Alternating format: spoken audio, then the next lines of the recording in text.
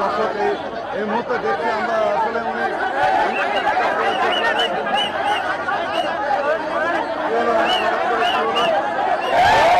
আপনার রাজনৈতিক ময়দানকে উত্তপ্ত করতে চান, এই ভোটের মাঠকে কি আপনারা উত্তপ্ত করে ফায়দা হাসিল করতে চান?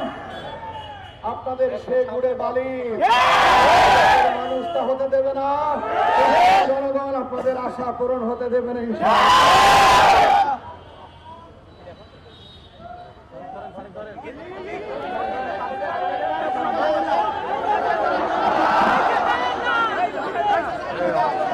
দর্শক এই মুহূর্তে দেখছি আমরা